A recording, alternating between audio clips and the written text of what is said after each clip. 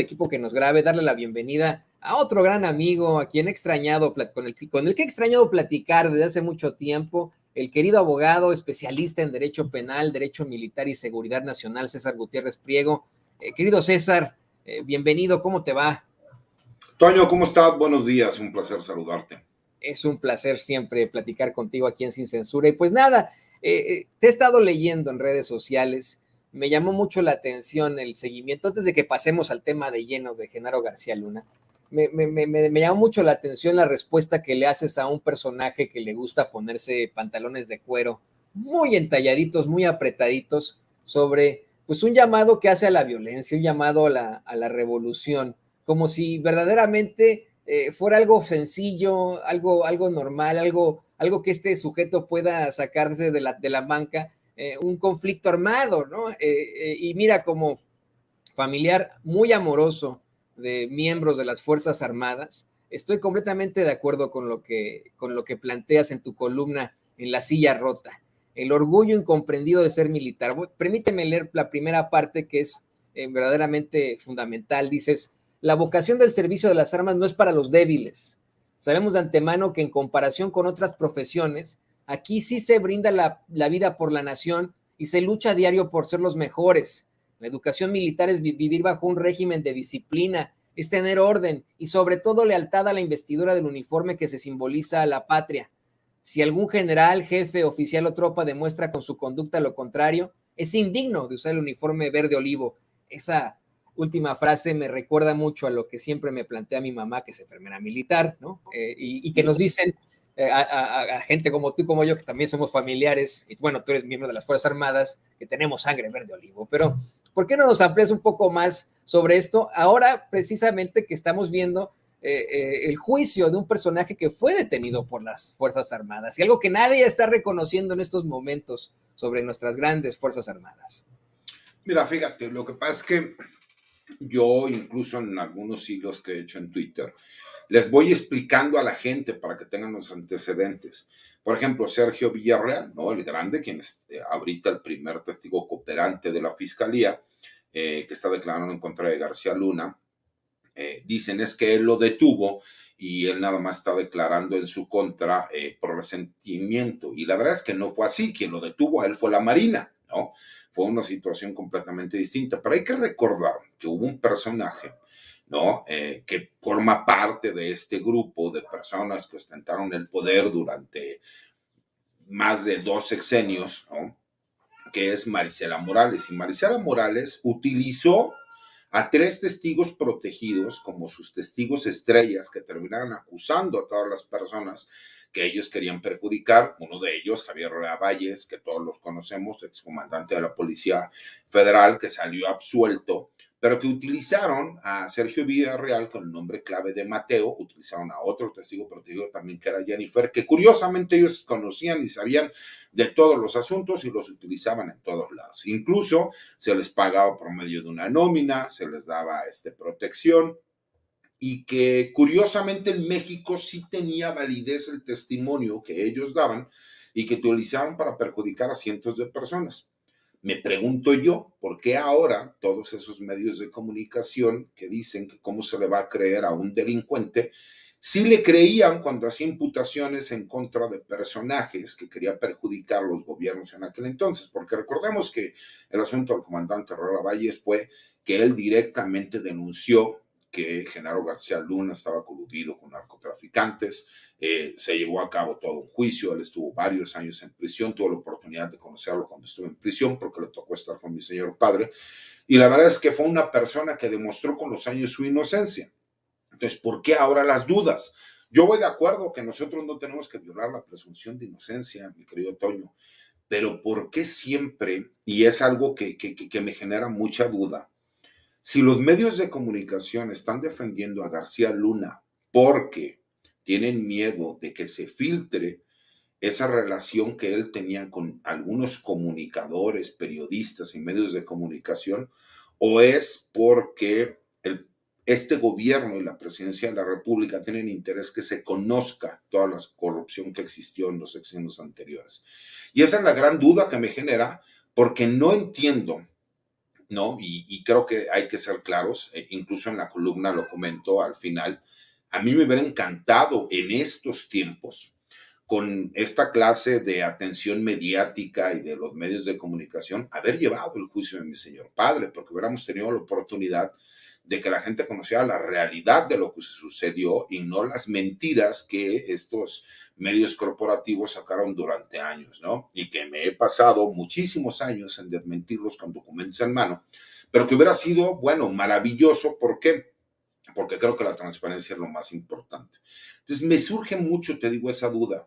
La defensa que están haciendo el personaje es porque tienen un interés personal y tienen miedo de que salga por ahí el nombre de algún medio de comunicación o de un periodista, o es porque simple y sencillamente traen la narrativa de no conceder nada que pueda beneficiar a este gobierno. Y como obviamente si Genaro García Luna sale culpable, pues lo que ha sido, ¿no? Los comentarios de este gobierno durante muchísimos años, ¿no? Desde que pertenecían a la oposición, pues es que había personajes, ¿no? Desde las cúpulas de poder, que lo que hacían era hacer simulaciones de que se trabajaba en el país, se declaró una famosa guerra contra el narcotráfico, con la única intención de desviar la atención a lo que había sido el fraude electoral y para crear una narrativa de que se estaba haciendo trabajo cuando la realidad era que se estaban haciendo beneficios de carácter personal con grupos criminales, ¿no?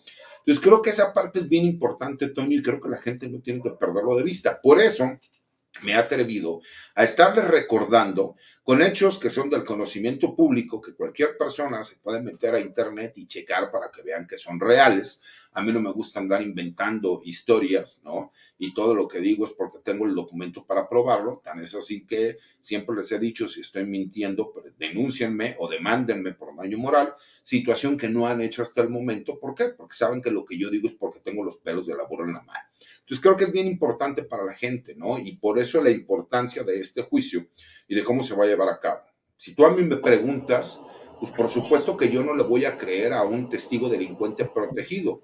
Lo que pasa es que lo que se les olvida es que la fiscalía empieza de forma muy general a dar ciertas informaciones que posteriormente con los demás testigos y las pruebas que van a ir ofertando van a poder demostrar. Parece un dato mínimo el hecho de que le regalaron una motocicleta Harley Davidson. No dudes que posteriormente se demuestre que esa motocicleta sí estaba en posesión de García Luna, sí terminó incluso en Estados Unidos y que incluso demuestren que sí fue un regalo por parte de los grupos criminales. No nada más por ponerte un pequeño detalle. Y le pido al equipo que nos grabe, César, porque quiero pedir tu análisis sobre esto precisamente en el caso, lo que planteas. ¿Por qué crees que la fiscalía aquí en los Estados Unidos está utilizando el recurso de personajes pues relacionados con el crimen organizado? Uno incluso dicen que era un narcocaníbal. Hay, pues vamos, precedentes de este tipo de situaciones que podrían hacerlos cuestionables. ¿Por qué no utilizar el testimonio de personajes muy honorables como el general Tomás Ángeles de Aguajare o precisamente el excomandante Herrera Valles? ¿Por qué crees que fueron convocados simple y sencillamente estos testigos? ¿Consideras que podrían estar simple y sencillamente destinados a perder?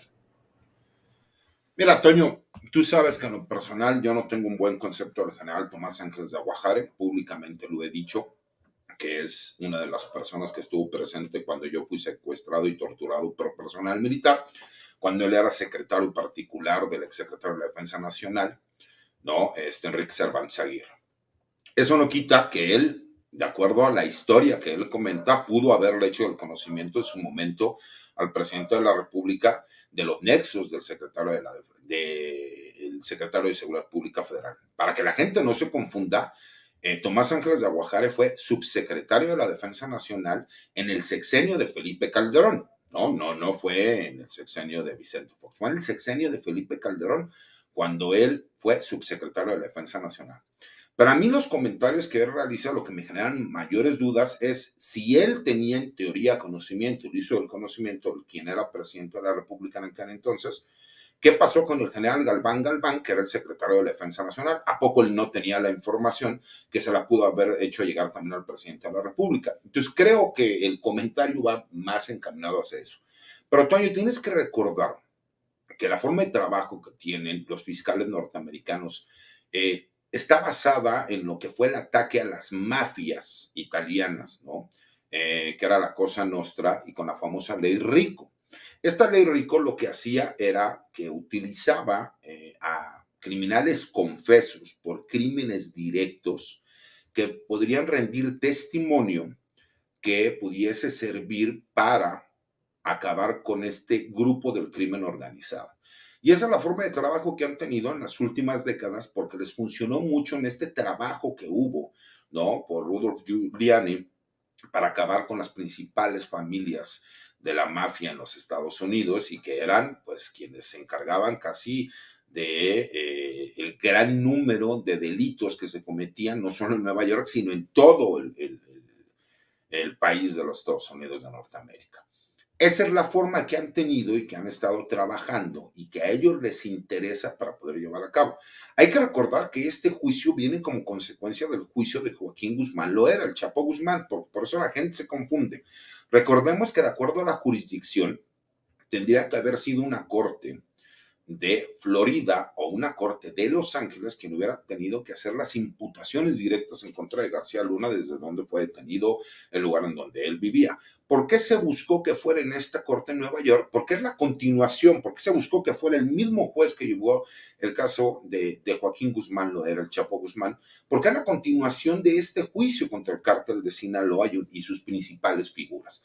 Por eso se está llevando ahí para que la gente pueda tener en claro por qué se da esta situación y que además las declaraciones vienen y se tomaron por ciertas del juicio de Joaquín Guzmán.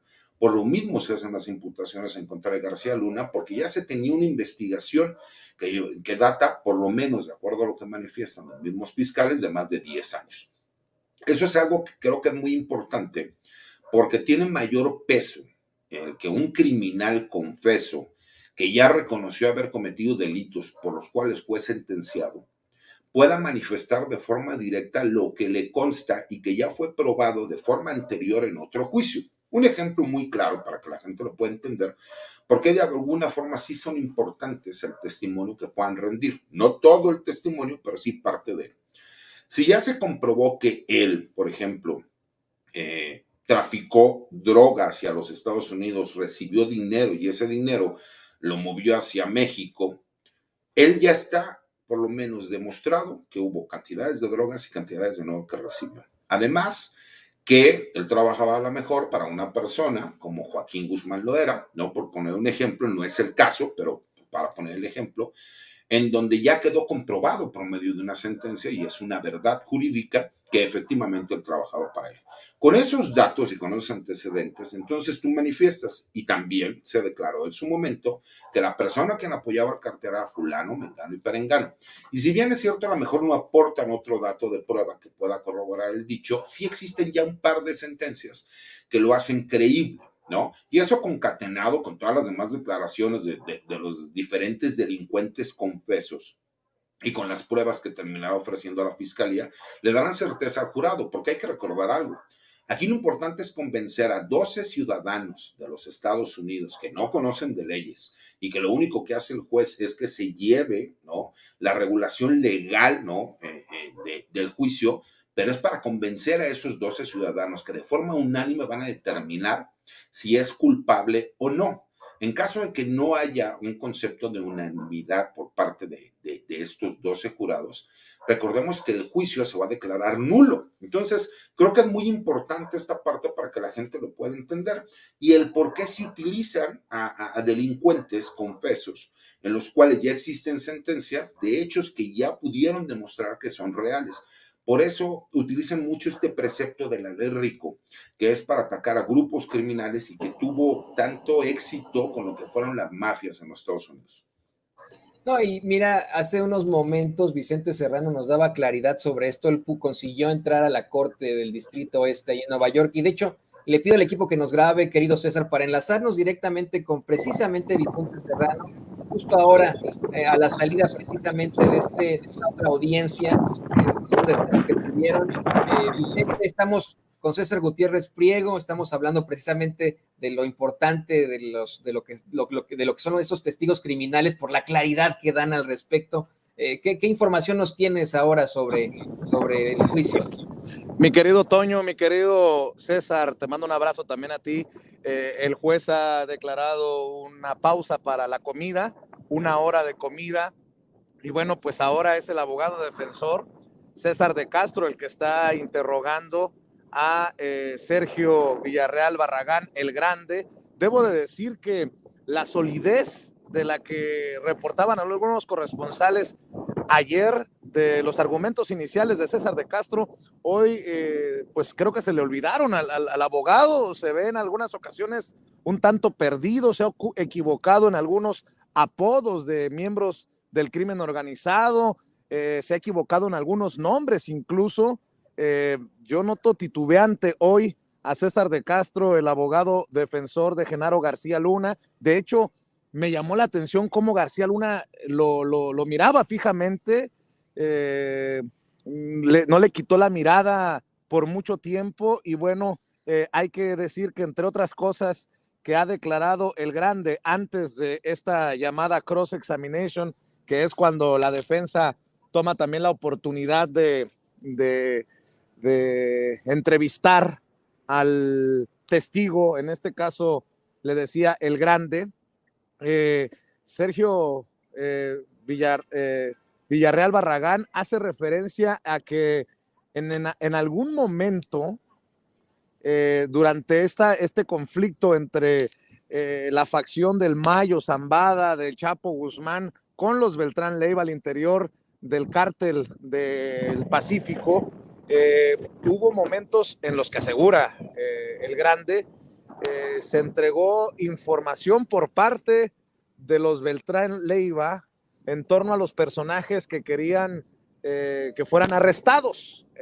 Hacía referencia hace un rato en cómo sicarios del grupo de los Beltrán Leiva terminaron realizando el operativo en la Ciudad de México para arrestar al hermano de Ismael El Mayo Zambada y después entregárselo a los verdaderos policías. Bueno, dice que en uno de esos momentos también se entregó información al ejército y que personajes del ejército vendieron la información. Ha sido una jornada de declaraciones en relación, de acuerdo al Grande, siempre hay que decirlo, de cómo varias agencias del gobierno se corrompieron y recibieron los beneficios de miembros del crimen organizado.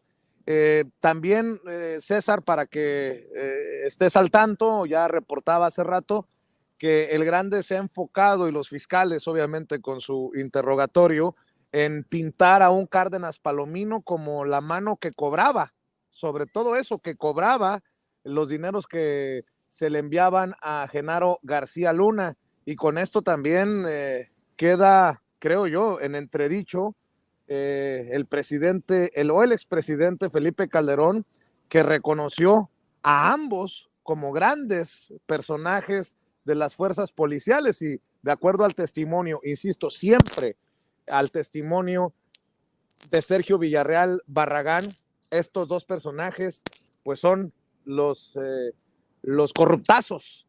Genaro García Luna como líder de esta mafia al interior de las fuerzas policiales, el gran jefe, y Luis Cárdenas Palomino como el gran achichincle de las cosas que están surgiendo. Y ahora en momentos en que toma la batuta la defensa, el abogado defensor de Genaro García Luna, creo que está pintando su estrategia para llevar al jurado, por ahí la veo yo, así lo entiendo, a pensar que en un descuido, no lo tengo definido, pintar a Genaro García Luna como la víctima del crimen organizado, porque le ha estado preguntando insistentemente al Grande sobre lo que le ocurría a los que consideraban desleales, traidores, y que pues muchos de ellos terminaron asesinados por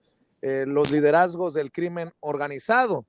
Hay que señalar que en algún momento, dice el Grande, estuvo presente cuando frente a Cárdenas Palomino le llama directamente a Arturo Beltrán Leiva, a Genaro García Luna, y Genaro García Luna dice que se va a mantener neutral, que le pregunta a Arturo Beltrán Leiva en esta pugna luego del arresto del Mochomo, el hermano de Arturo Beltrán Leiva, de qué lado iba a estar, de qué bando iba a tomar, y que Genaro García Luna dijo que de ninguno, que iba a mantenerse neutral, cooperando con ambos bandos, algo que molestó muchísimo, dice Arturo Beltrán Leiva. En fin, fue de hecho después de aquella pausa en la que salgo a darles el reporte, mi querido Toño, un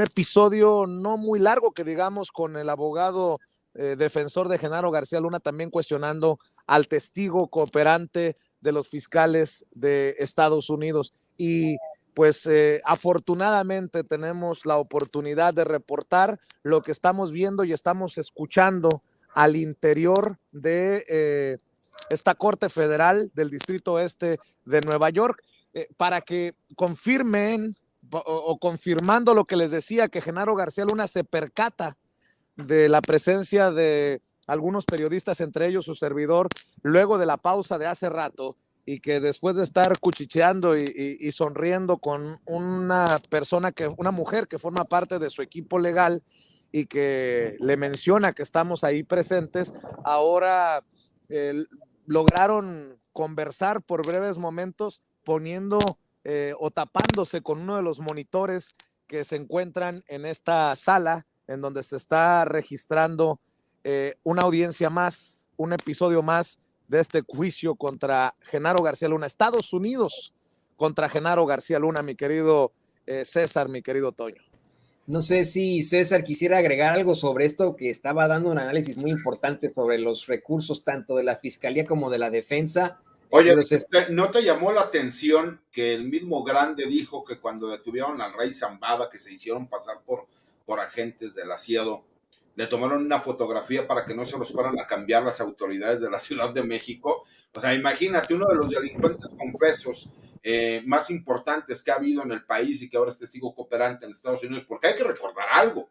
Sergio Villarreal, el Grande, fue el testigo estrella protegido en la Procuraduría General de la República con Marisela Morales en el sexenio de Felipe Calderón, y que hizo imputaciones a cientos de personas, y en México se decía que era una verdad escrita lo que él declaraba. Tenía nombre clave de Mateo. ¿No se te hizo raro que él mismo se quejara que la corrupción en México era tan grande que le tuvieron que tomar una foto al rey Zambada para que no se lo fueran a cambiar? Sí, básicamente dice que la corrupción reina de tal manera que ellos, para asegurarse de que no intercambiaran al detenido, en este caso el rey Zambada, en este revelador operativo del que hace mención, que fue llevado a cabo con sicarios más que con policías, y que después entregan al hermano del Mayo Zambada a las autoridades reales, que le toman fotografías, se aseguran de tomarles o de ordenar que se tomen fotografías antes de subirlos a las patrullas de la policía del Distrito Federal en ese entonces, y verificar que el entregado era precisamente el mismo que habían ayudado a arrestar. Definitivamente, de las anécdotas que van quedando, como, y les decía, creo que la defensa va a ir por este camino de pintarle a los jurados que el cártel no perdona lo que vean como alguna traición, y por ahí podría darse el caso sin, de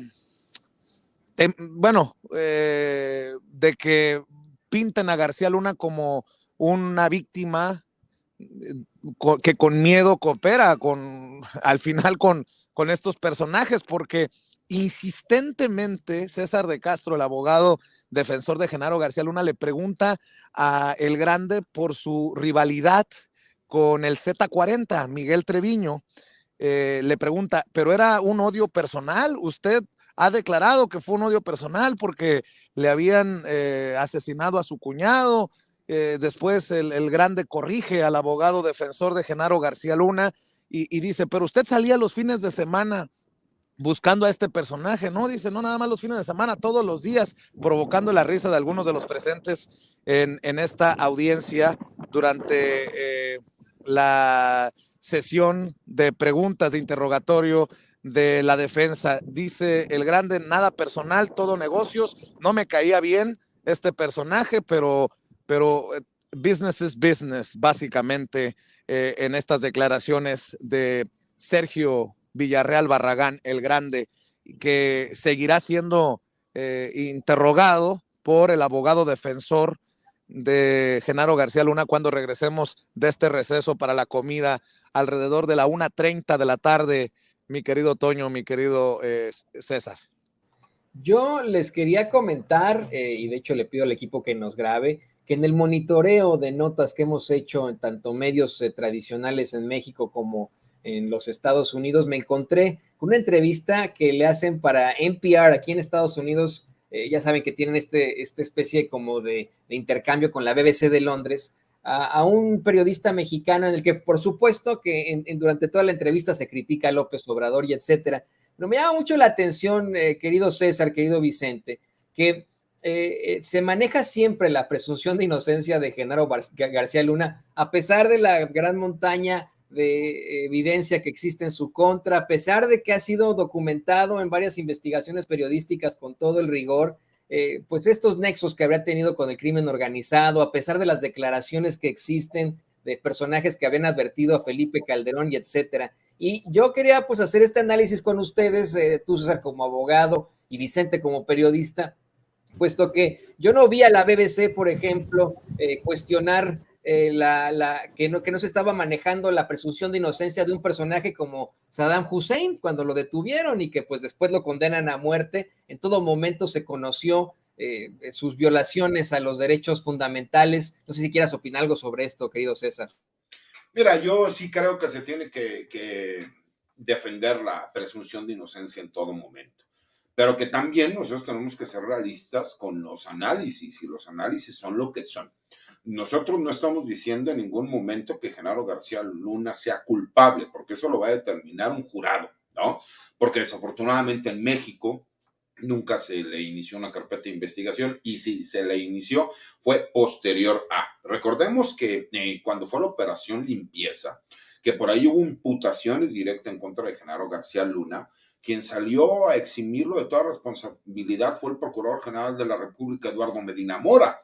Entonces, pues desafortunadamente en México ya dijeron que no había delitos que perseguir, por lo menos en aquel momento, ¿no? Y con Marisela Morales, días antes de que entrara el presidente de la República y el nuevo fiscal general, se le exoneró por haber utilizado estos testigos protegidos que mentían de forma flagrante, que se les demostró y que fue ordenado por un tribunal colegiado que se iniciaran estas averiguaciones previas.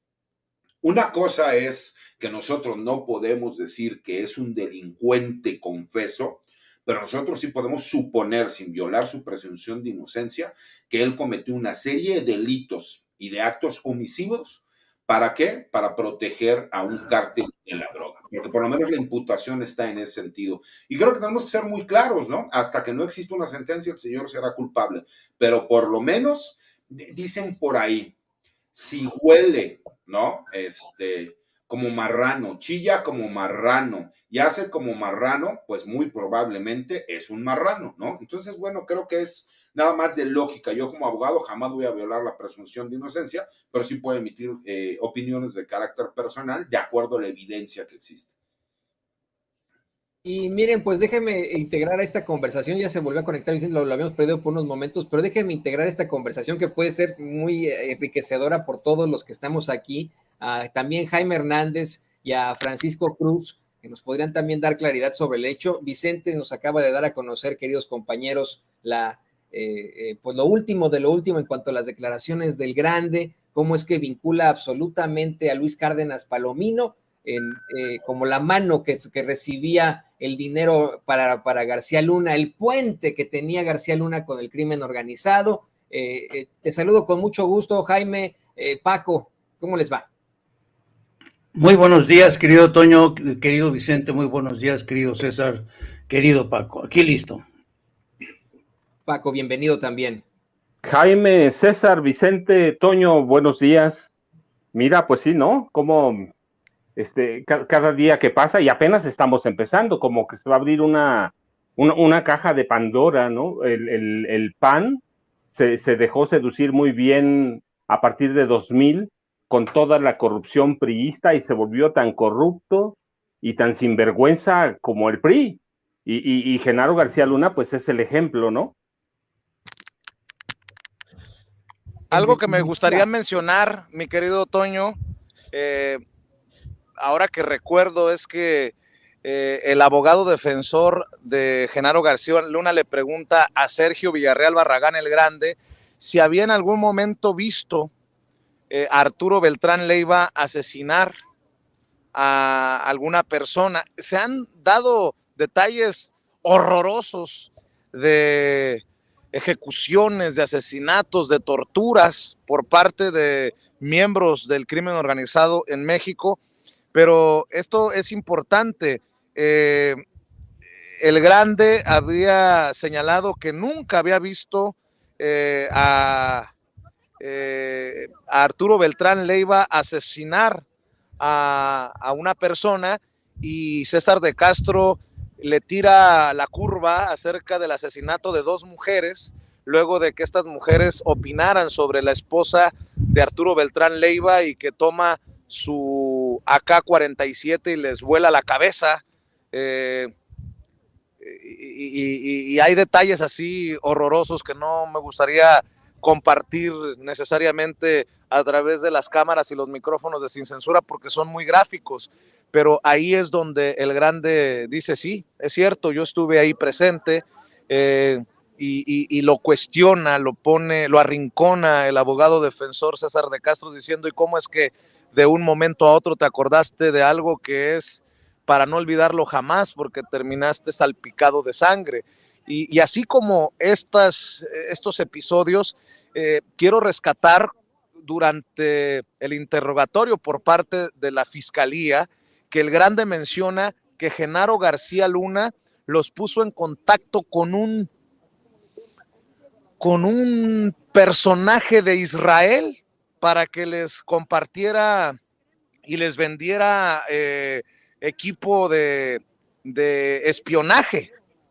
Y bueno, habría que ir definiendo que esto nos va a dar elementos para pintar lo que hemos venido analizando por ya algunas semanas con la ayuda del abogado César Gutiérrez Priego, con el maestro Francisco Paco Cruz y el maestro Jaime Hernández, mi querido Toño. Amigos, es que esto no es necesariamente García Luna, sino algo más perverso, una gran red de corrupción o una presunta gran red de corrupción al interior de las fuerzas policiales. Mi querido Paco, mi querido César, mi querido Jaime, de las cosas que estoy tratando de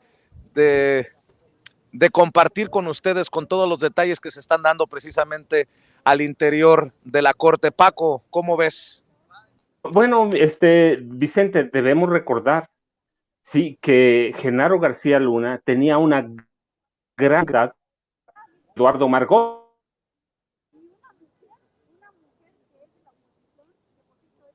y la compra de equipo de espionaje.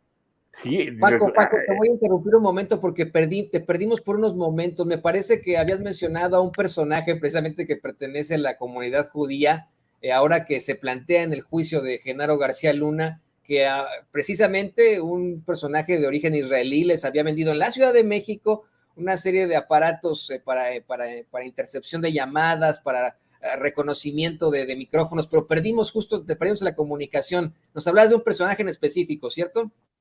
No, pero claro, mira, hay que recordar que Genaro García Luna, desde la época de Ernesto Zedillo Ponce de León, sí, trabó primero acercamiento y luego amistad con Eduardo Margolis, quien es un personaje de la comunidad judía con el que supuestamente negociaba algunas liberaciones. La verdad es que las bandas, después de de la de Daniel Arismendi López, el Mocha Orejas. Después de esa banda, prácticamente todas las bandas de secuestradores las controlaba Genaro García Luna, con sus personajes que venían con él desde el CISEN.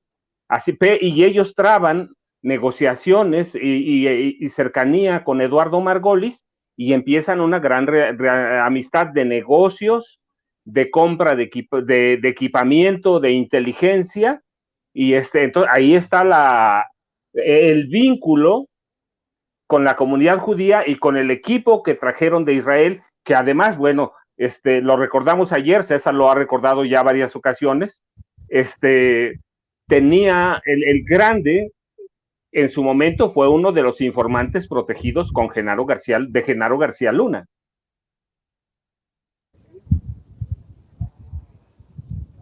No sé si, y le pido al equipo que nos grabe, no sé si quiera agregar algo de esto, ya sea César o Jaime, sobre este personaje y sobre lo que se plantea hoy en el juicio.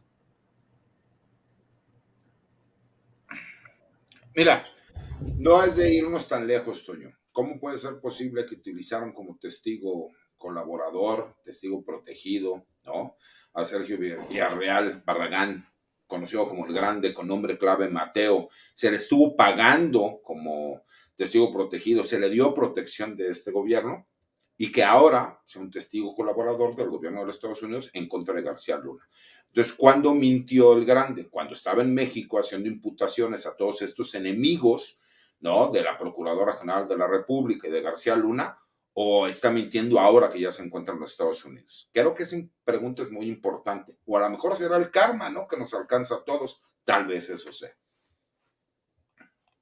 Y bueno, quiero aprovechar, y le pido también al equipo que nos grabe con esto, aprovechar que estamos todos aquí, que tenemos también a Jaime Hernández, que es el editor de La Jornada Sin Fronteras, porque no sé si ya te diste cuenta, Vicente, pero hay un caricaturista de precisamente La Jornada que publicó este tweet que va a poner don David en pantalla, un tweet en el que pues, siento que te difama, ¿no? La verdad, me parece que es verdaderamente cuestionable, si lo tenga por ahí don David, para que lo podamos compartir con Jaime, contigo. Indescifrable, en mi opinión, monero de ahí de La Jornada, escribe: toda la morenada ansiosa, temblorosa de emoción, esperando que en el juicio de García Luna le echen caca grande a Felipe.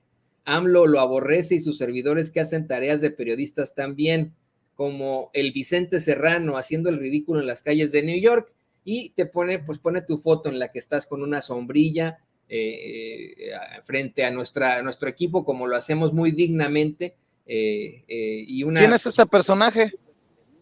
Se llama Magú. Bueno, no sé si nos puede informar sobre esto el querido Jaime. No, a ver, nada más quiero decir una cosa, mi querido Toño. Yo estoy claro de lo que estamos haciendo y no me importa en dónde publica, si publica en donde publique, pues yo sé que estoy en la lista de los periodistas acreditados, asignados a estar al interior. Yo estuve ayer acá por una decisión propia afuera con la gente que nos apoya, la comunidad que ha venido a respaldar lo que hacemos desde nuestra independencia. Y bueno, no soy monedita de oro para caerle bien a todos. Si ando con este micrófono pues todo pelado, y si ando con un tripié que tiene cinta canela, lo hice a propósito porque la cinta canela siempre la vamos a necesitar. Los que sabemos de televisión entendemos que siempre necesita cinta canela, y ahí está por alguna razón, no porque esté roto nuestro tripié. Y si así lo fuera, pues qué, lo importante es que estamos adentro. Soy el número 16 en la lista de los periodistas acreditados y permitidos entrar a esta audiencia, así que pues yo creo que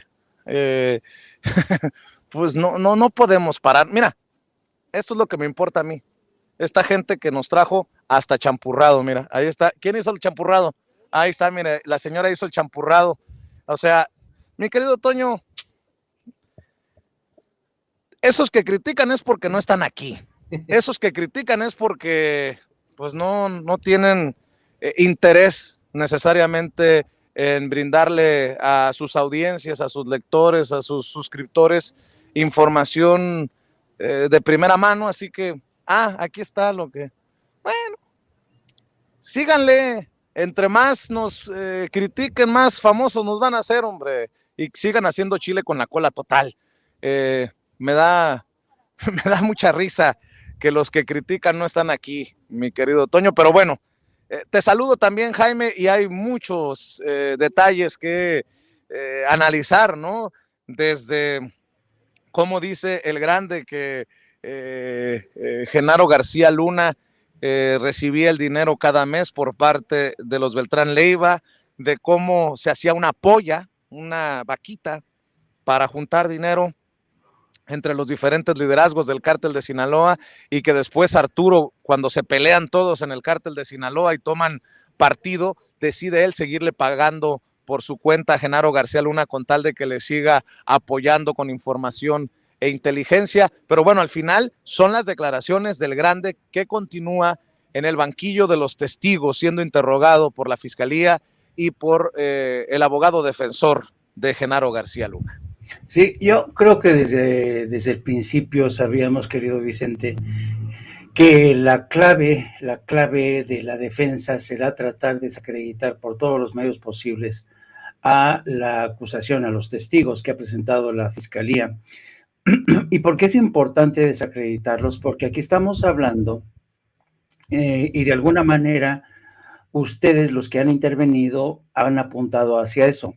Es decir, están tratando de contrarrestar el daño infligido ayer por Sergio Villarreal el Grande, cuando desveló que le entregaba el dinero, pero es muy interesante que la gente entienda que aquí no se trata solamente de Genaro García Luna.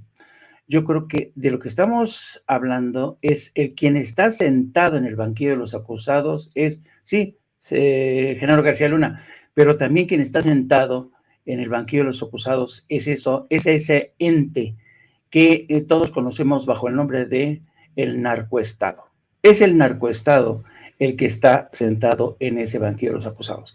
Entonces, han empezado por el grande, la defensa sabe muy bien lo que iba a decir el grande, y por eso los abogados de García Luna se están adelantando para tratar de desactivar, para tratar de defenderse como gatos panza arriba, eliminando, expurgando algunos de los testimonios o de plano eliminando algunos de los testigos. Por ejemplo, a primera hora de hoy, la defensa de Genaro García Luna presentó una moción para que fueran eliminados algunas partes del testimonio que ya tenían preparados Tirso Martínez, al que se le conocía como el futbolista.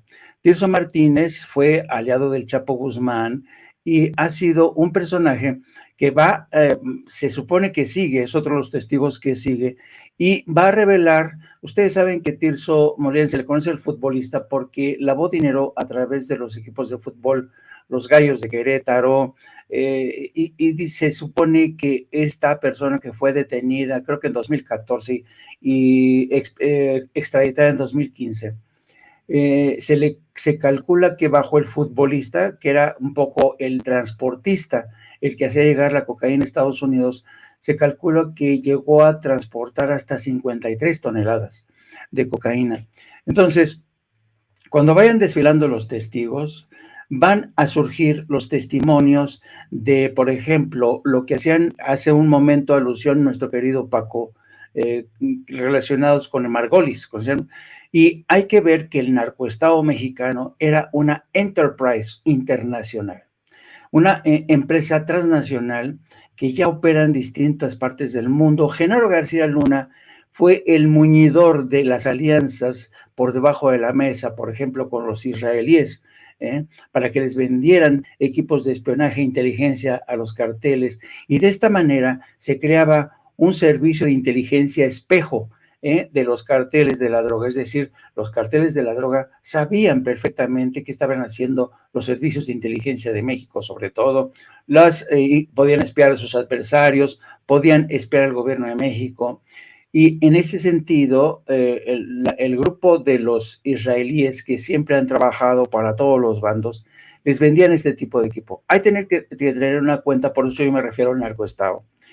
El narcoestado no solamente se encarga de gestionar las alianzas con servicios secretos que operan en las sombras, tráfico de armas, sicarios, y, por ejemplo, les voy a poner un ejemplo. ¿Se acuerdan que el gobierno de México está solicitando la extradición de Tomás Herón, que está relacionado con el tema de la desaparición de los 43 de Ayotzinapa? Bueno, Tomás Herón está siendo protegido porque ustedes saben que Israel se ha convertido últimamente en cielo seguro para criminales de todo tipo en Israel.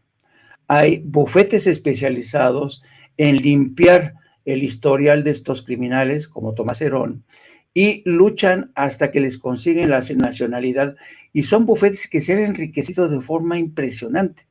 Por eso Andrés Remer y Tomás Herón no han podido ser extraditados, porque hay bufetes multimillonarios que se han encargado de ofrecer cielo seguro a criminales en Israel. Entonces, para que nos demos cuenta de la dimensión que tiene el narcoestado, que está personificado en estos momentos por Genaro García Luna, que está sentado en el banquillo de los acusados.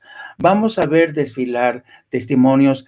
Yo no sé hasta qué punto consiga la defensa eliminar parte de los testimonios de Tirso Martínez, el futbolista, que supone es el testigo, uno de los testigos que ya esta moción la presentaron a primera hora de hoy. A primera hora de hoy, los abogados, y también, pero no se puede ver en qué sentido va esta moción, porque está sellado todavía según el docket del Departamento de Justicia de Estados Unidos, de la Corte Federal en Nueva York, que está juzgando este tema.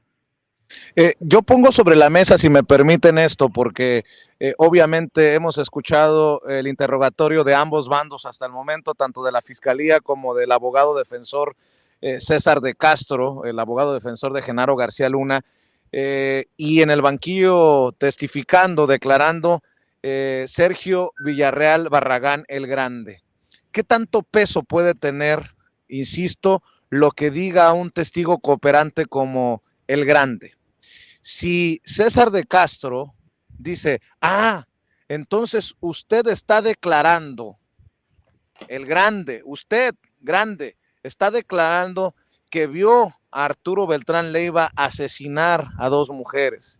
Si usted dice, habla de lo violento que resulta trabajar en el mundo del narcotráfico, de las torturas que le tocó ver, todos los detalles que se han dado, yo me pregunto entonces qué tanto peso tiene que por otro lado diga el Grande, yo vi, yo estuve presente, yo escuché conversaciones entre Arturo Beltrán Leiva y Genaro García Luna. Y es más, en algunas ocasiones, durante esas comunicaciones, estaba presente Luis Cárdenas Palomino, que recogía el dinero para Genaro García Luna. Pregunto, por ejemplo, César.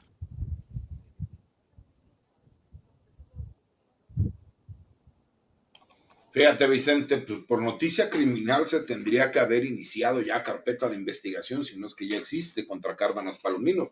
Pero recordemos que él se encuentra en una prisión federal por tortura. Es un caso completamente distinto.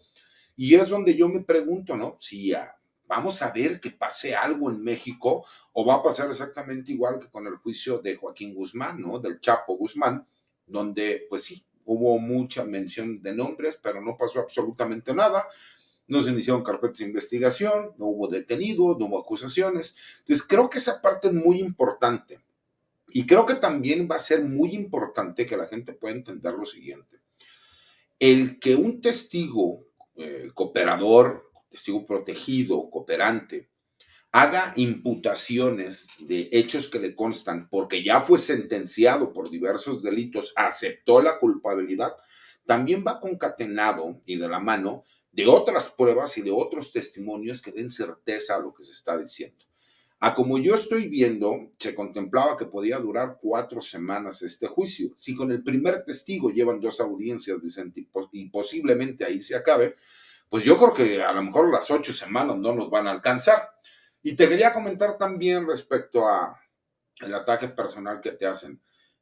Preocúpate el día que no hablen de ti y te pongas mejor a organizar una revolución en Twitter, ¿no? Eso sí estaría patético cuando, pues, quienes las quieren hacer no se saben ni amarrar las agujetas, ¿no? Entonces, imagínate, los revolucionarios de Twitter, ¿no?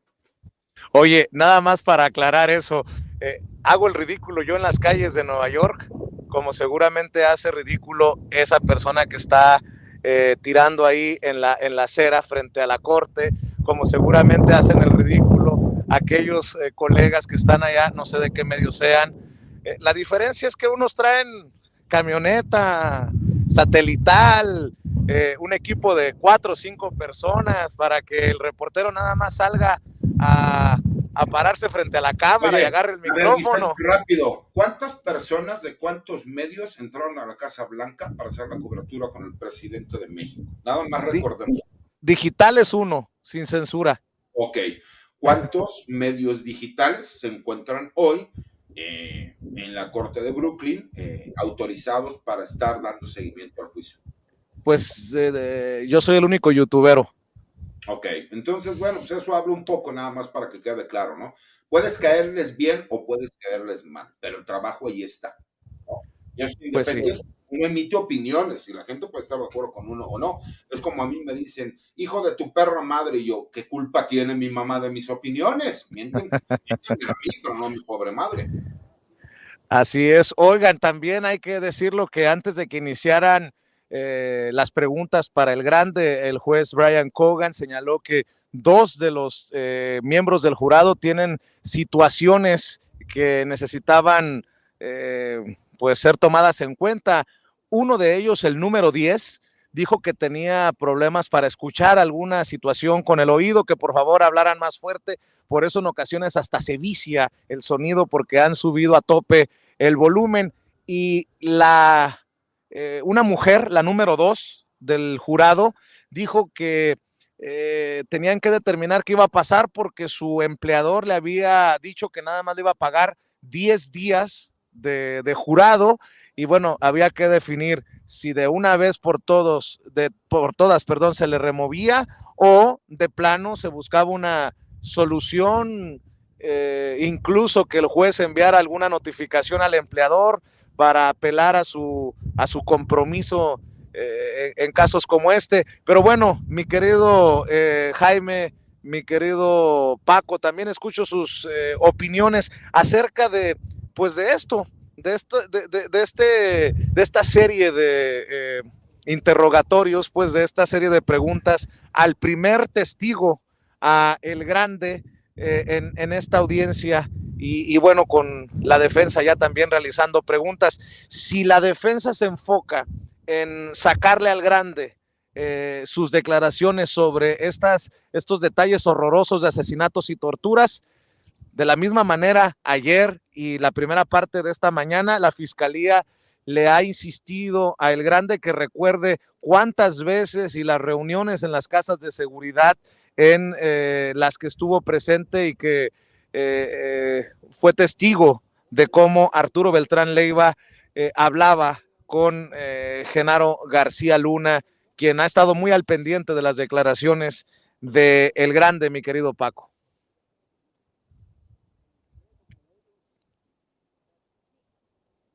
A ver, no escucho. A ver, Paco, dame tu opinión, tus comentarios sobre esto que surge en este segundo round de preguntas a El Grande. Pues mira, Vicente, es una película que vamos a ver mucho. El papel del abogado defensor, ¿cuál es? Pues primero mostrar en este caso a esos criminales, porque esos son como lo que son, monstruos, y presentarlo ante un jurado, espantarlos, darles la imagen de primero que por ser monstruos, por ser estos criminales sangrientos, no tienen credibilidad. La cuestión, y lo decía César hace rato, pues el Grande fue testigo colaborador de Genaro García Luna, ya lo hemos documentado antes, entonces es normal, ¿no? Yo recuerdo mucho, mira, palabras de Genaro García Luna cuando lo acusaban algunos narcos decía, son diatribas, pues ahora los fiscales se tienen que enfocar seguramente en eso, pero bueno, es una lucha de narrativas, es una lucha de estrategias, es una lucha de poder, tratar de posicionarse. En algunos de los jurados, recuerda, siempre hay un líder y en ocasiones lo que es emocionante, no siempre, pero en ocasiones lo que es emocionante a los juicios en Estados Unidos, es eso, que nunca sabes cómo van a reaccionar, nunca sabes cómo van a pensar, entonces tienes que impactar y cada uno, mira, va a ser la estrategia que le convenga, la que crea conveniente, hasta donde el juez les permita usar cierta marrullería legal, que para eso está el juez, ¿no? Que es el facilitador del juicio, pero tienen que impactar, no, recuerda, no en el juez, tienen que impactar en los 18 jurados, tienen que impactar en todos ellos, pero en especial, seguro que tienen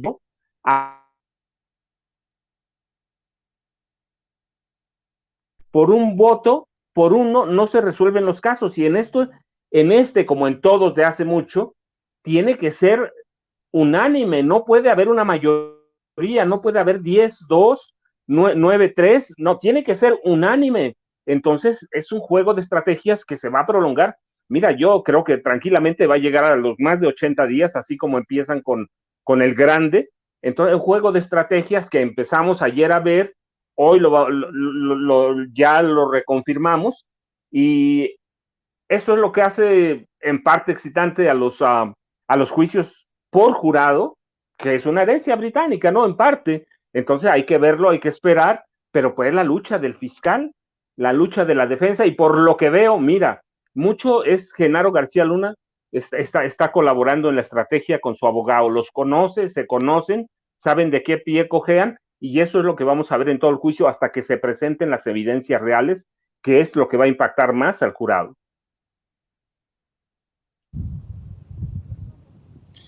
Debo de decir que otra de las cosas importantes de esta mañana, se mencionaba que la corrupción en México era de tal magnitud que recuerda el grande cómo les interceptaron en Manzanillo 20 toneladas de cocaína por personajes de la aduana que no les dejaban pasar el contenedor, y que armaron en un rancho en donde entrenaban a sicarios, así lo declaró el grande, una fábrica para producir cocaína falsa, imagínense, que después cambiaron por la cocaína buena y fue así como recuperaron este cargamento. Tuvieron que hacer paquetes que lucieran como cocaína con harina y azúcar y meterle algunos químicos, pero en realidad habla de a qué nivel estaban las cosas, que tuvieron que generar estos ladrillos de cocaína falsos para recuperar estas toneladas de cocaína, y bueno, de cómo también fue creciendo el negocio del narcotráfico de acuerdo al testimonio del grande, con el apoyo de autoridades como Genaro García Luna. Jaime. Muestra hasta qué punto el negocio de la cocaína, el negocio de los cárteles de la droga tiene un carácter tan versátil, por eso han prosperado como han prosperado, son más eficientes y además con una gran imaginación para sortear problemas, para corromper. Por eso en México los capos de la droga fueron no solamente capaces de crear un estado paralelo dentro del estado. Realmente se requiere de mucha imaginación y de mucho tesón, ¿no? Aunque en muchos sentidos la industria de la droga es admirable desde ese punto de vista. Admirable no en el mejor sentido de la palabra, ¿no? Pero entonces esto te pone al descubierto cómo poco a poco la industria de la droga a nivel internacional ha florecido, pero se ha modificado no solamente en base a las necesidades. Por ejemplo, hoy sabemos que los carteles de la droga han dado un cambio importante hacia el fentanilo, Pero, por ejemplo, cuando tuvieron problemas con el tema tras los atentados del 11 de septiembre del 2001, cuando se reforzó la seguridad fronteriza con Estados Unidos, los cárteles de la droga se partían de la risa porque seguían pasando a través de túneles. Fue la industria de los túneles, fue un recurso de los cárteles de la droga.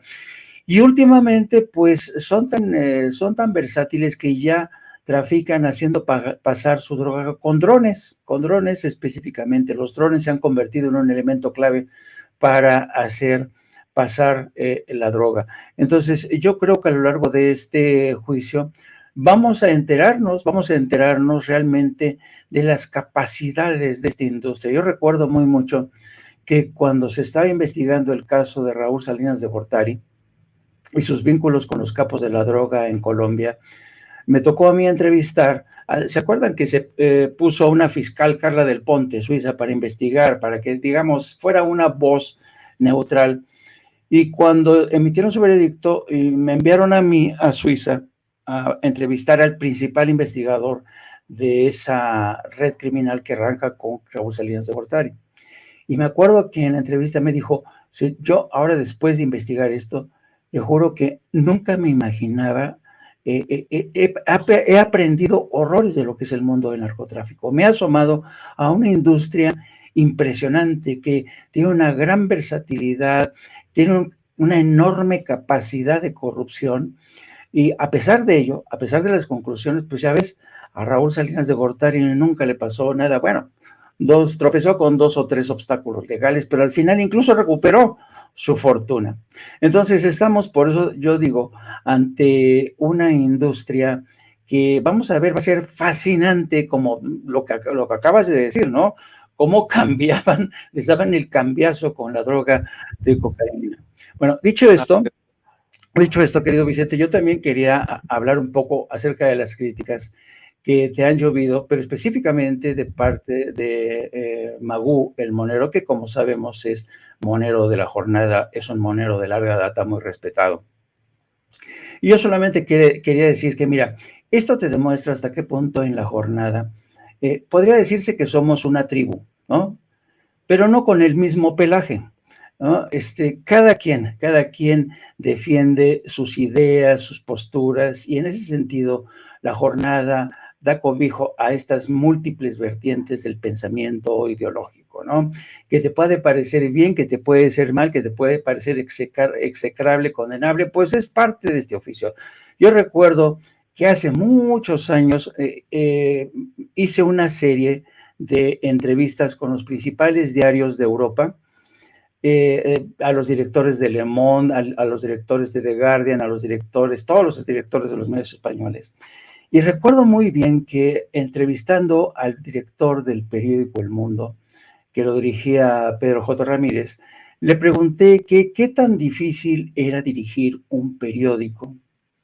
Y me contestó, dice, mire, es tan difícil que a veces yo creo que es un milagro que al final de la jornada no aparezca en los estacionamientos del periódico o en un elevador un colega con unas tijeras clavadas en la espalda. Porque aquí hay gente que opina a veces diametralmente de forma opuesta, ¿no? Entonces, esto para decirte que a veces en un periódico, pues puede ser que sí haya cabezas, figuras que le hagan honor a la trayectoria de la jornada, pero también hay caricaturistas pues que no encajan con los tiempos, pero que hay que respetar. Digo, claro. Y además yo sé que eres tú perfectamente capaz de defenderte a ti mismo, ¿no? Así es que ese era mi único comentario, querido Vicente. Me descubriste, yo protegiéndote, amigo, para que no te metas en camisa de 11 varas, pero... Mira, ¿qué les parece si regreso al interior para que no se va? Grábeme, don David. Ya me voy nuevamente al interior de la corte para que no se vaya a enojar el monero Magú, que me critica por venir a hacer el ridículo con mi microfonito pedorro y mi tripié pedorro y mi telefonito ahí de lástima, pues. ya me voy al interior porque si no se va a enojar el Pelón Gomis o Pedro Ferriz Híjar porque estoy aquí pasando fríos, pero nada más puedo decir, espero que no se tome a mal, que entiendo perfectamente el veneno y el ardor del monero Magú. Ha de ser muy difícil tratar de figurar y no lograrlo cuando tienes a grandes moneros que sí dan las campanadas, como Rafael Barajas el Fisgón o el estimado y respetado José Hernández. Entiendo perfectamente el ardor, entiendo perfectamente el veneno. Aquí estamos, dando la batalla. Orgullosamente somos el único medio youtubero al interior de las audiencias en este que podría ser el juicio del siglo de Estados Unidos contra Genaro García Luna. Y mi querido Toño, mi querido Paco, mi querido Jaime, con muchas carencias, pero con lo más importante, con la honestidad, con la convicción, con las ganas, aquí seguimos. Y te dejo nuevamente las cámaras y los micrófonos, mi querido Toño, para ir y regresar, para informarle como se merece la audiencia de Sin Censura. Lamento mucho enojar a muchos que en las redes sociales, sobre todo en Twitter, escupen sus miserias, pero ni eso nos va a detener. Mi querido Toño, regreso contigo. Vicente, pues te deseamos mucha suerte adentro de la Corte del Distrito Este de Nueva York, donde estarás, desde donde nos estarás reportando. Ha estado todo el día, Vicente, adentro de la Corte del Distrito Este, ahí en Brooklyn, en Nueva York. Yo, si le soy perfectamente honesto y con mucho respeto para el trabajo de todos los compañeros, me parece verdaderamente insufrible e indescifrable el trabajo de Magú. Honestamente, desde antes de que se volviera fascista, sí me pareció insufrible e indescifrable, ¿no? Pero pues, cada quien se plantea que pues quiere hacer monos muy al estilo cubista y etcétera. No creo. Siento que mi niña de 2 años pinta mejor. Pero bueno, vámonos al último tema ya para cerrar esta mesa, mi querido Jaime. Te quería hacer un planteamiento y le pido al equipo que por favor nos grabe. Te quería hacer un planteamiento sobre la cobertura que se está llevando en estos momentos a nivel internacional sobre el juicio de Genaro García Luna. Estuve revisando algunas de las columnas, algunos de los artículos que llevan, si es que los llevan acá en Estados Unidos. Anoche publicaban una columna de Enrique Krause en el Washington Post en el que pues da una pintadita de lo que es el juicio y de lo que podría enfrentar la derecha en México en caso de que sea declarado culpable. También teníamos ahí la nota de este señor Frewer de New York Times, y le he comentado al público consentidor a lo largo de estos espacios cómo es que me pareció verdaderamente indignante una entrevista que realiza la BBC de Londres con un periodista mexicano que pues nomás ataca a López Obrador, ¿no? Como todos, ¿no? En lo general en los medios de comunicación corporativos, y se plantea siempre y se defiende siempre la presunción de inocencia de Genaro García Luna. Es una entrevista que ya sabes, en estos acuerdos que tienen las cadenas, pasaron en NPR aquí en los Estados Unidos en la tarde, y me llama la atención porque tú recordarás perfectamente esto porque has sido corresponsal de guerra durante tanto tiempo.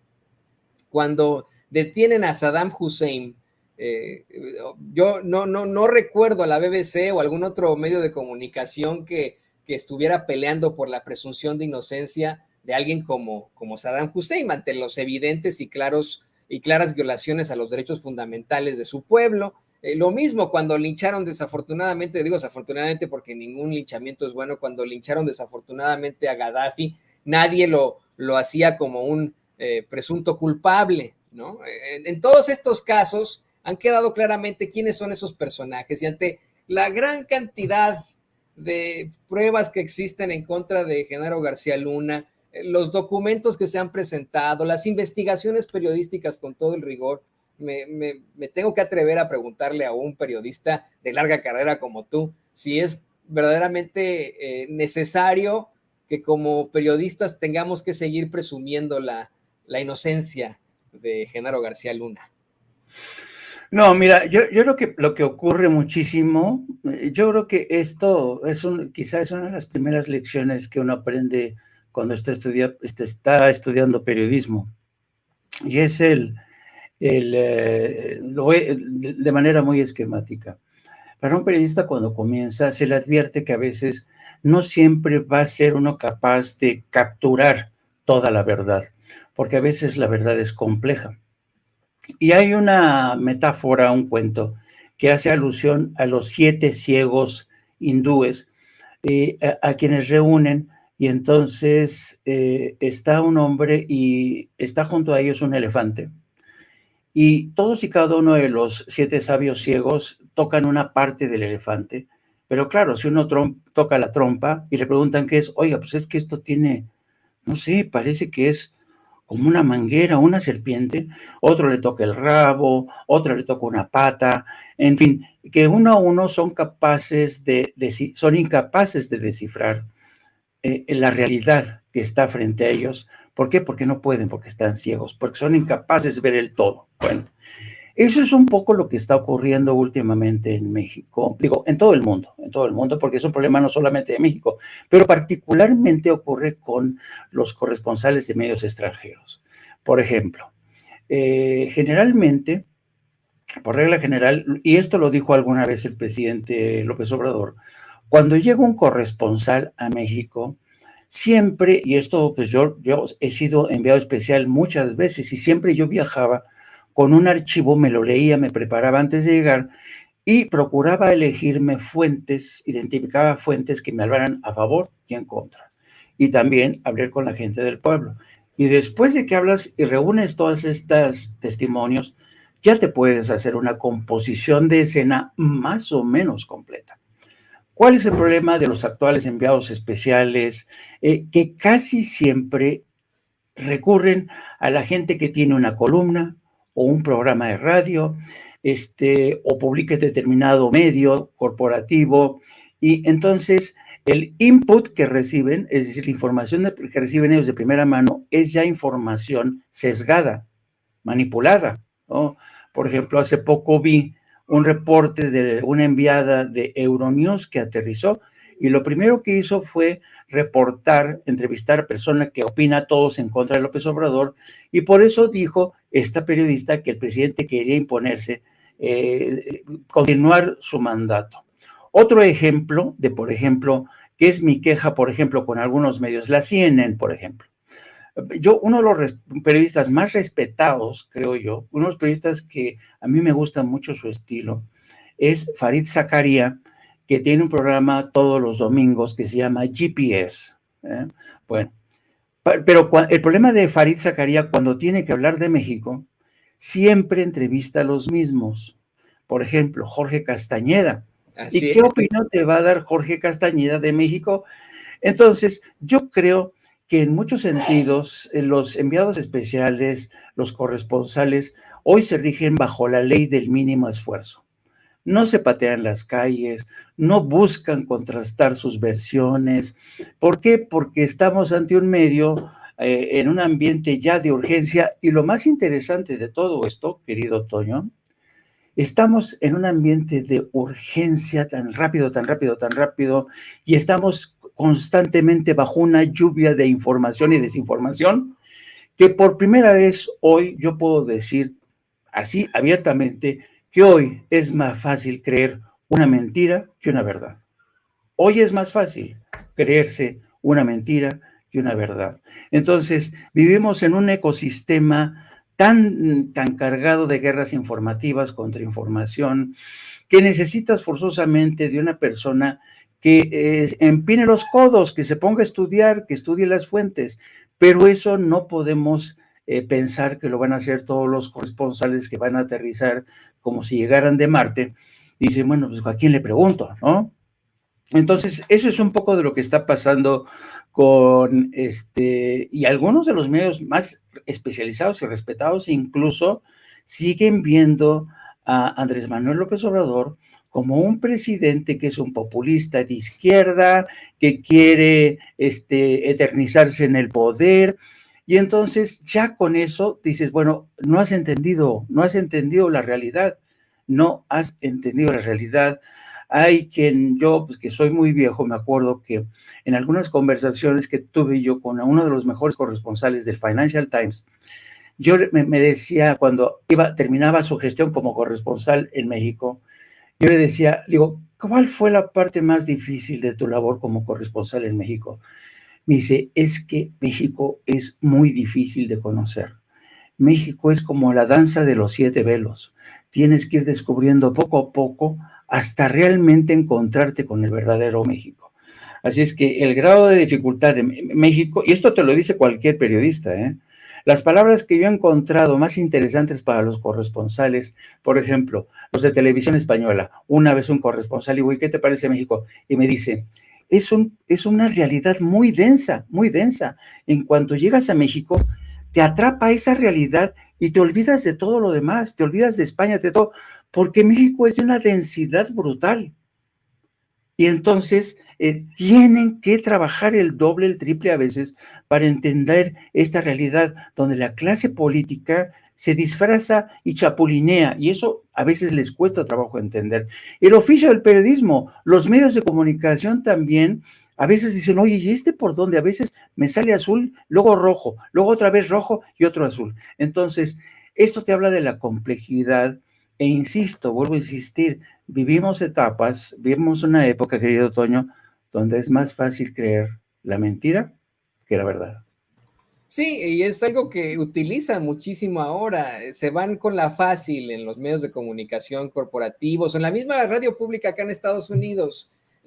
Uno de nuestros grandes moderadores aquí, querido Jaime, Ricardo Salas, siempre me plantea lo que están diciendo en otros sitios como Democracy Now!, que es la otra mirada, otra situación completamente distinta, pero generalmente siguen esa línea, ¿no? De lo que plantean los grandes. Son muy, muy cuestionables. Yo lo digo con mucho respeto para Mary Louise Kelly, pero cuando se dio esta controversia sobre el aborto, era evidente que ella estaba muy enojada al entrevistar a un gobernador republicano del sur que obviamente quería el aborto en esta ley que se estableció con la Suprema Corte, ¿no? Y en lugar de expresar una opinión, como lo hacemos aquí en Sin Censura, en lugar de demostrar que tenemos humanidad, que somos periodistas de carne y hueso, que también sangramos, pues no, optaron definitivamente por lo robótico que resulta y lo fácil y robótico que resulta el citar o el pues hacer los planteamientos sobre las mentiras que existen directamente en los medios de comunicación tradicionales. Pero bueno, me dio como siempre mucho gusto platicar contigo, Jaime. Desafortunadamente por cuestiones técnicas de las que pues, somos ajenas, perdimos la comunicación con Paco Cruz, con el abogado César Gutiérrez Priego, pero pues, ¿qué te parece que tú nos compartes tus redes sociales para que la gente se ponga en contacto contigo, para que te vean, para que te lean en la jornada Sin Fronteras? Mira, yo voy a seguir leyendo la jornada, lo que resta, ¿no? En definitiva, a pesar del compañero Bulmaro Castellanos Loza, yo voy a seguir leyendo ahí la jornada sin ningún problema, ¿no?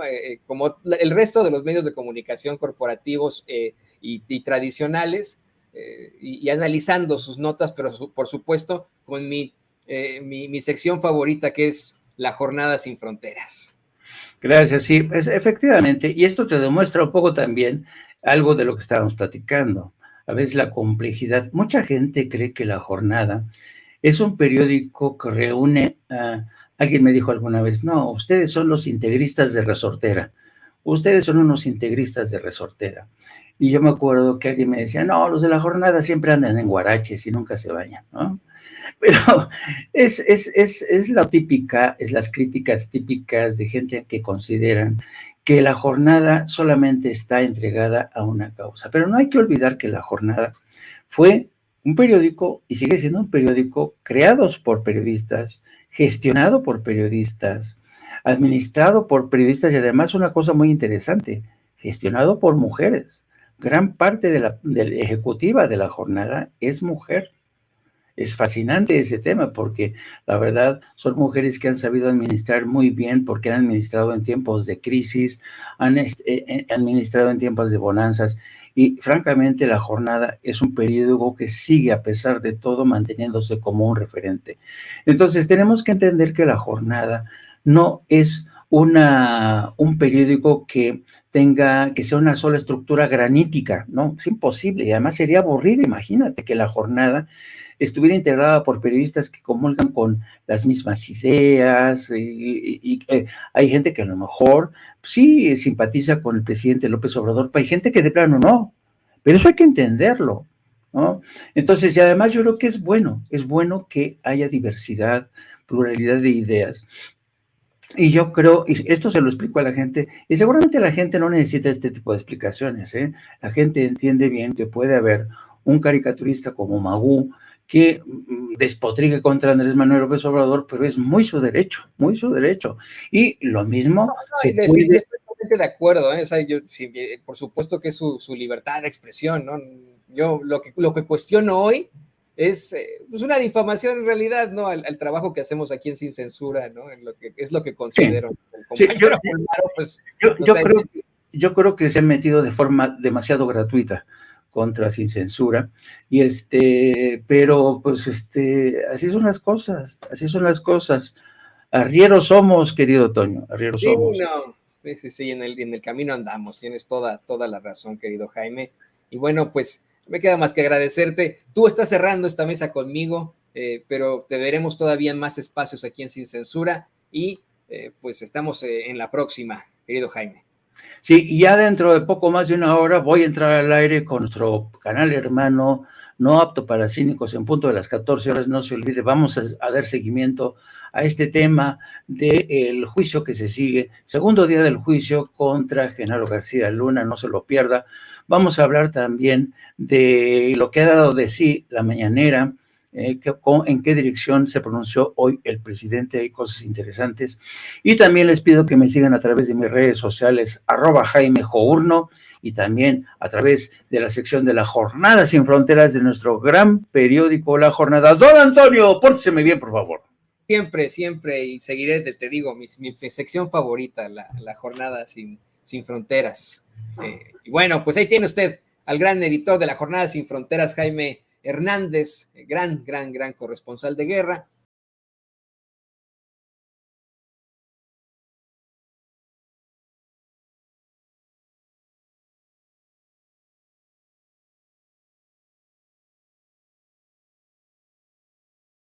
Puesto en Twitter, y bueno, pues le pido al equipo que nos grabe para platicar de esto, precisamente con Amir Ibrahim, a quien teníamos desde el principio. Primero te ofrezco disculpas, querido Amir, pero tú sabes que la nota es la nota y que el breaking news es muy importante, es importante poderle dar al público consentidor de Sin Censura lo último que ha ocurrido en este juicio, que en estricto sentido no se está tratando de tal manera así en los medios de comunicación corporativos de México ni del mundo, ¿eh? Hoy eso lo platicábamos, tú estuviste en la conferencia de prensa mañanera, ¿nos puedes ampliar un poco más sobre lo que el presidente pues da a conocer de cómo estará hablando y dando información sobre el caso de Genaro García Luna diariamente? Bueno, hoy de rebote leyeron la nota de La Jornada porque no tenían nada preparado. Al parecer a partir de mañana se va a dar un informe ya más estructurado de lo que ha sucedido en el juicio García Luna. Y bueno, pues coincidir en algunas partes con el presidente en donde menciona que es vergonzoso lo que está sucediendo, y creo que después de lo que nos acaba de narrar el amigo Vicente Serrano, el colega Vicente Serrano, creo que sí es muy vergonzoso, desde que hasta les cargaban las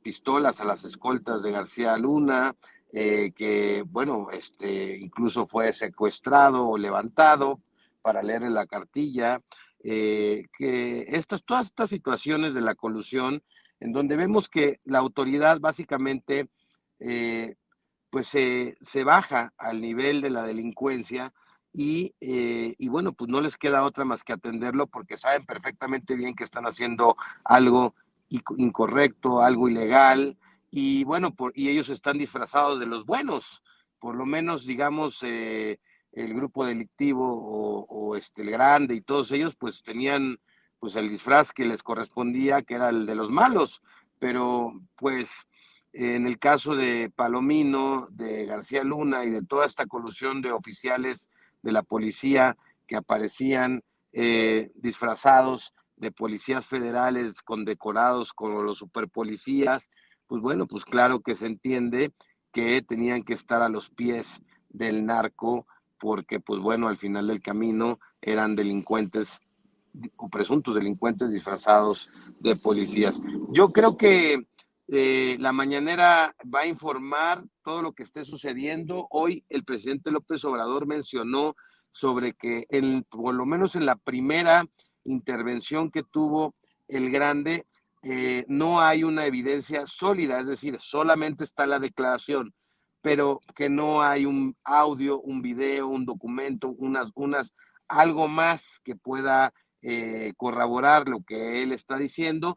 Yo creo que bueno, que estos se va a venir corroborando con los testigos que vienen, es decir, si no hay un documento o un audio, una llamada, un video, pues yo creo que los testimonios en el mismo sentido van a ir dándole fuerza a la narrativa que estamos escuchando el día de hoy de Sergio Villarreal Barragán, alias El Grande, ya que habrá otros testigos que puedan confirmar sus propios dichos. Y creo que eso es lo que le va a venir dando fuerza a la prueba de este testimonio que se sigue dando en Nueva York por parte de El Grande. Creo que México tiene que estar muy atento sobre este juicio y, pues bueno, es parte de la historia que se va a escribir en los libros de México y, bueno, esto es un asunto delicado, puesto que es verdad que lo que está narrando El Grande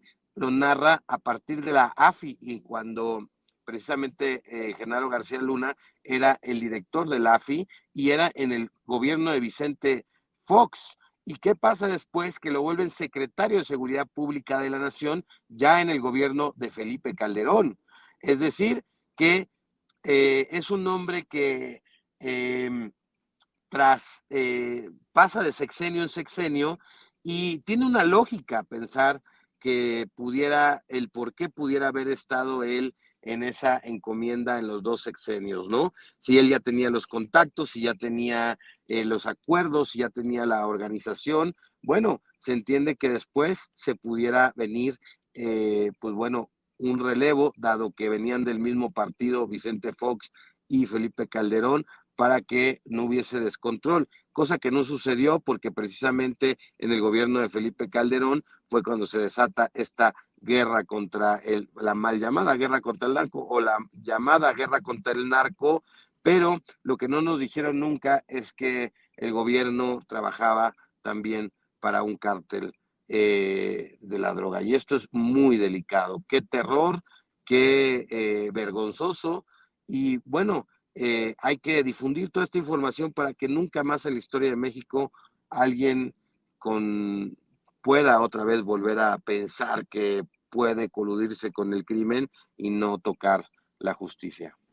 Y le voy a pedir a mí al equipo que nos grabe para ir con la siguiente cuestión. Ya yo sé que tú tienes muchas cosas que hacer, pero para concluir este enlace que tenemos contigo y que es tan importante, hoy también en la conferencia de prensa mañanera, un compañero de Canal 14 le plantea al presidente López Obrador si él cree que Fox y Calderón no estuvieron enterados de la colusión que habría tenido Genaro García Luna con el crimen organizado, de esta pues situación tan lamentable, y el presidente fue muy, muy cuidadoso en sus declaraciones, y sin embargo al final sí plantea que pues esta es una situación que tendría que analizarse, ¿no es así?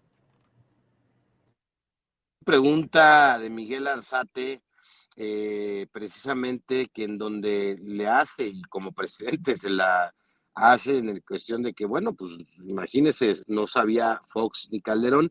El presidente plantea 3 hipótesis. Él dice, bueno, creo que está siendo respetuoso del juicio, del proceso, es decir, en las leyes americanas y en las leyes mexicanas es inocente hasta que se compruebe lo contrario, es decir, hasta este punto, sin sentencia, tiene que ser tratado como inocente por ley, digámoslo de esta manera, Genaro García Luna. Entonces, el presidente de la República plantea 3 escenarios. Un escenario en donde efectivamente la sentencia salga en que Genaro García Luna es inocente y que lo tienen que soltar de manera inmediata, lo que el presidente también calificó como pues que sería algo pues muy aberrante por cómo lo tuvieron detenido y estas cosas.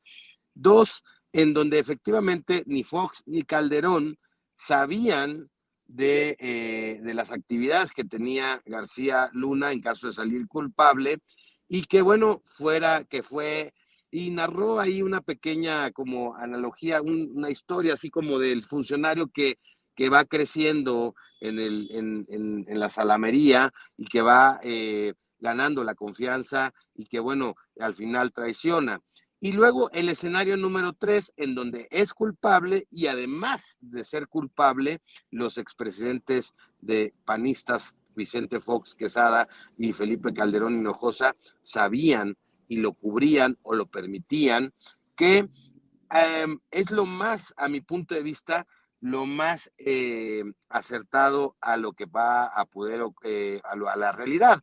Ya hay declaraciones como la del general Ángeles de Guajaré, en donde él mismo declara que le informó a Felipe Calderón acerca de las actividades que tenía el secretario en ese entonces, Genaro García Luna, y también hay otra, pues bueno, evidencia, otros testimonios en donde él estaba en el momento en donde, pues bueno, hicieron este grupo de los 12 apóstoles, que eran 12 narcopolicías que permitían toda esta situación, y que él al ir a dar una entrevista a Televisa, pues bueno, fue secuestrado, fue agredido y después fue encarcelado durante 4 años. Es decir, hay evidencia, hay testimonios de que Felipe Calderón sí tenía conocimiento o ya le habían informado sobre las presuntas actividades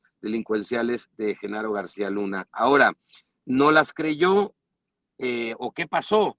Eso creo que el presidente López Obrador está siendo muy respetuoso del proceso que se está llevando en Estados Unidos, y creo que es lo correcto desde su investidura presidencial esperar la sentencia que este juzgado emita, ya sea a favor o en contra del ex secretario de Seguridad Pública de Felipe Calderón, mi querido Toño.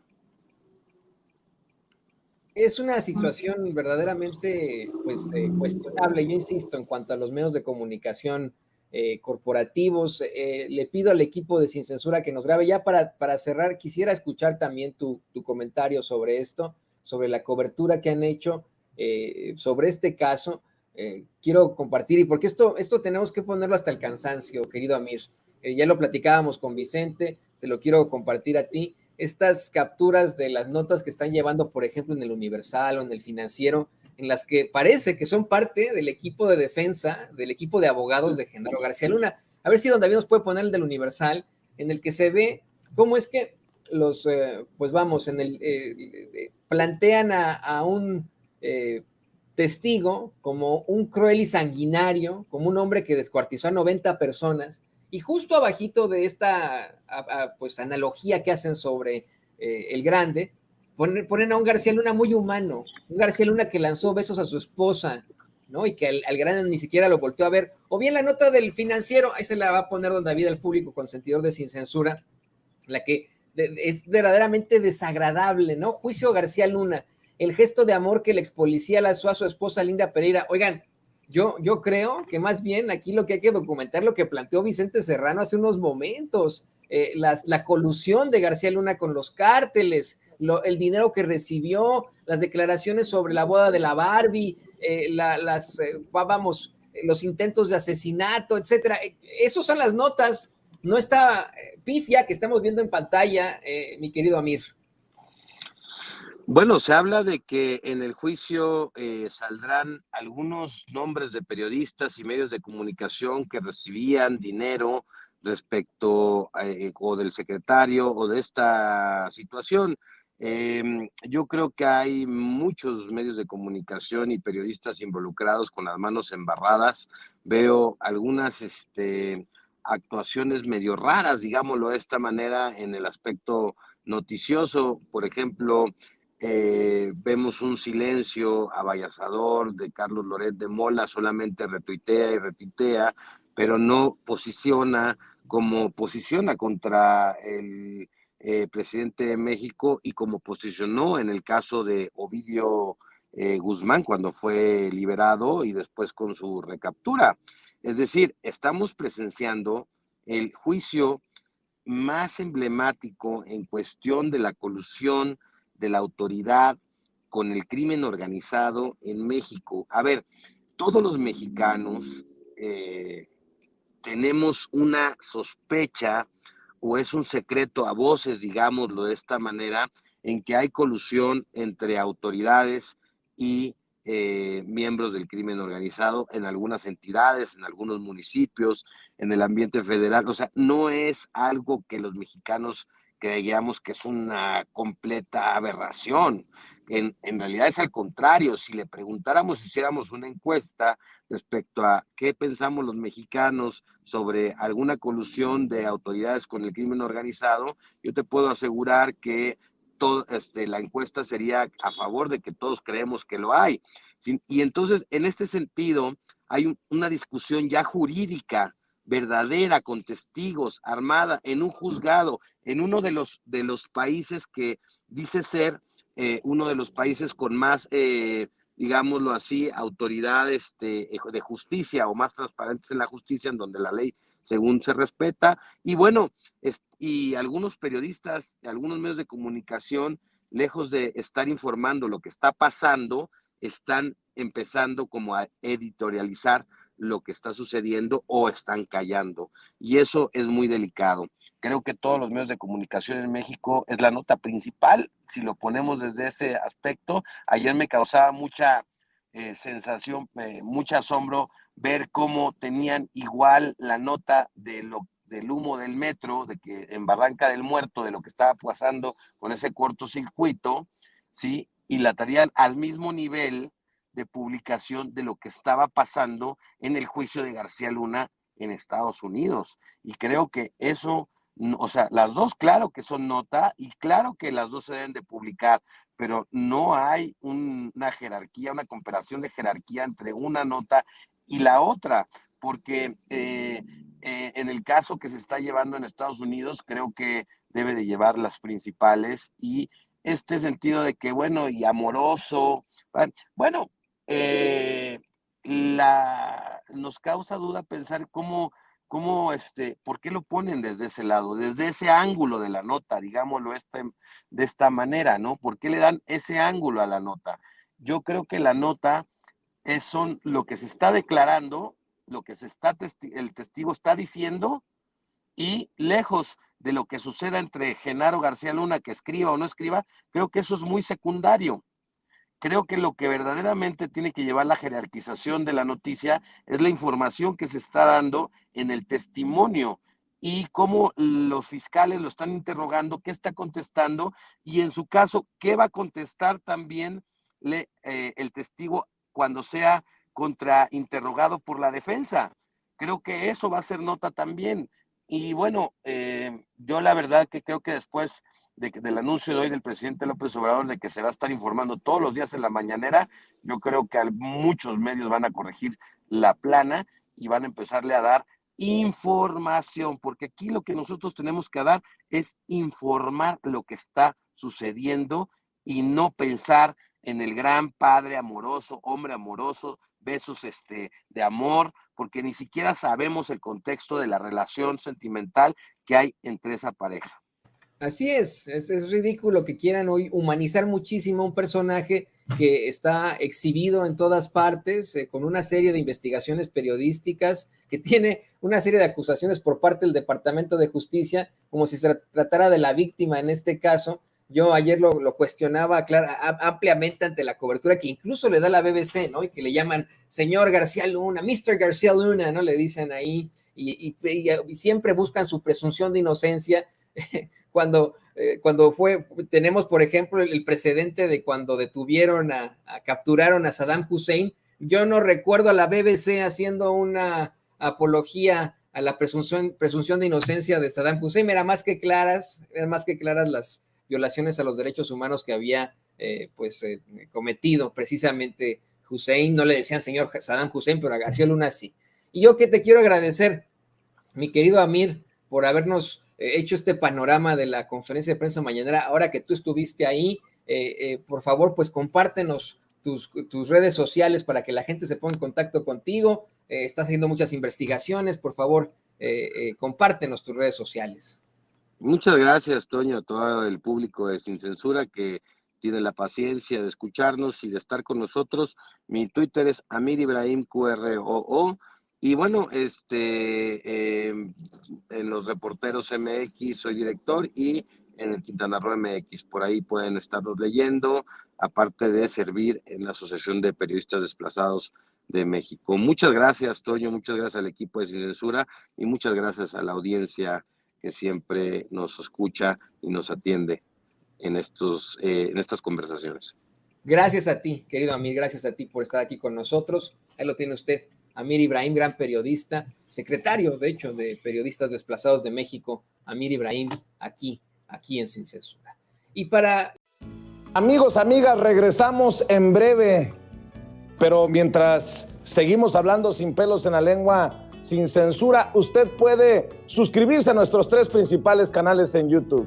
Sin Censura Media, en donde tenemos más de 1.600.000 suscriptores, Sin Censura TV, en donde tenemos más de 1 millón de suscriptores, y en Sin Censura Presenta, en donde queremos llegar muy pronto a los 100,000 suscriptores. Si usted ya está inscrito en Sin Censura Media, suscríbase en Sin Censura TV. Si ya está suscrito en Sin Censura TV y Sin Censura Media, suscríbase a Sin Censura Presenta. Recuerde que es gratis, no tiene que sacar un solo centavo de su bolsillo para apoyarnos. Dele clic en la campanita para que los señores y señoras de YouTube envíen las notificaciones cuando estemos transmitiendo en vivo y en directo o estemos subiendo videos. También nos puede seguir en Twitter en @Vicente Serrano y hasta en Instagram. Ojo, también estamos en Instagram. Son nuestras redes sociales y con el apoyo de ustedes seguimos creciendo, porque con ustedes todo, sin ustedes nada.